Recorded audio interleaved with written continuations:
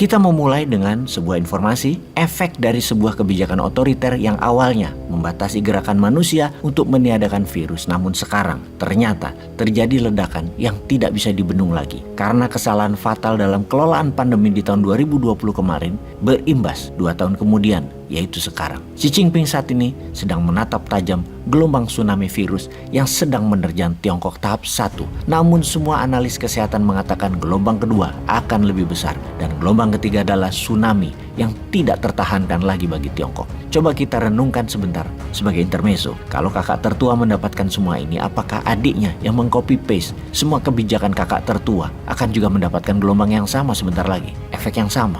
Kita diskusikan bersama informasi ini. Kembali ke tsunami virus. Siapa yang mengatakan Tiongkok akan mendapatkan 3 gelombang serangan tersebut? Yang pasti bukan WHO, lembaga multilateral yang pejabatnya sering main kayu dengan kepentingan globalis, yang sering main dengan Big Pharma, yang sering main dengan produsen makanan dan minuman, yang sering mengatakan hal baik pada produk yang tidak baik, misalnya mengandung gula tinggi dikatakan untuk energi. Pastinya juga bukan FDA-nya Amerika, pastinya juga bukan ahli dari luar Tiongkok, bukan dari lembaga-lembaga semacam begitu. Yang mengatakan adalah pejabat kesehatan Tiongkok sendiri. Dia adalah Wu Zhongyao, Chief Epidemiologisnya Tiongkok, atau Anthony Fauci-nya Tiongkok lah kira-kira. Wu Zhongyao lah yang memprediksi gelombang tsunami virus Wuhan ini akan terjadi di Tiongkok sebentar lagi. Pertanyaannya adalah, pernyataan resmi pemerintah administratifnya Xi Jinping itu, dia mengatakan bahwa gelombang pertama sudah hadir di Tiongkok yang akan berkurang efek keterpaparannya di pertengahan Januari 2023. Gelombang kedua akan hadir diperkirakan antara pertengahan Januari hingga pertengahan Februari 2023 berbarengan dengan masa tahun baru Tiongkok, masa Xinjia, masa Imlek. Keterpaparan ini akan cepat terjadi karena di masa tahun baru Imlek tersebut jutaan manusia, bahkan ratusan juta manusia akan pulang kampung, yang besar kemungkinan menyebabkan ledakan gelombang kedua tsunami virus akan terjadi di masa ini. Gelombang ketiga diprediksi pada masa post-Imlek atau ketika mereka sudah kembali dari lebaran mereka, kembali ke tempat kerja mereka, kembali mencari rezeki ke seluruh Tiongkok. Maka ledakan terakhir ini akan berdampak sangat parah yang diperkirakan antara pertengahan Februari hingga akhir April 2023. Kita pertanyakan sekarang, kalau ini benar terjadi,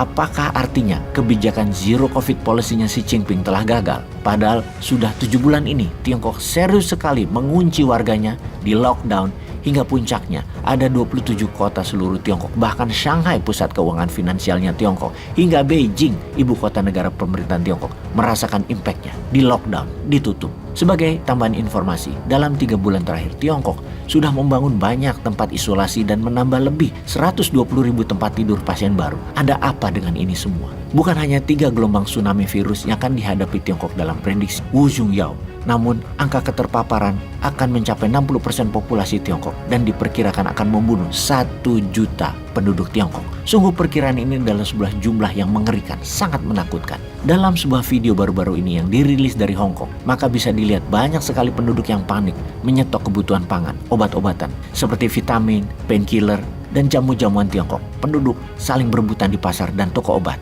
Yang jadi pertanyaan sekali lagi, apakah ini mutasi virus Delta atau Omicron atau Delta Omicron atau varian baru lagi yang mencirikan flu, pilek parah, demam tinggi? Pertanyaan berikutnya lagi, apakah Tiongkok menutupi angka-angka aslinya atas korban keterpaparan dan kematian? Apakah Tiongkok mau mengakui bahwa Tiongkok selama ini salah kelola terutama vaksin buatan mereka, dan hal ini bisa saja mereka yang buat sendiri atau by design, ketersengajaan? Atau bisa juga semua ini adalah bagian dari strategi mengeksekusi lawan politik, agenda politik Xi Jinping yang ingin berkuasa lama, juga agar jabatan ketiganya kali ini aman tanpa halangan. Hal ini bisa merupakan strategi penguasaan politik dalam negeri yang akan membuat Xi Jinping ibarat Julius Caesar baru, bagian dari sejarah merubah Romawi menjadi kembali ke bentuk kerajaan.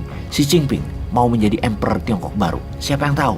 Atau memang ada virus, memang salah kelolaan vaksinnya, dan memang kena karma atas kecipratan muka sendiri karena air di dulangnya sendiri, namun dimanfaatkan untuk menarget lawan politik sekalian.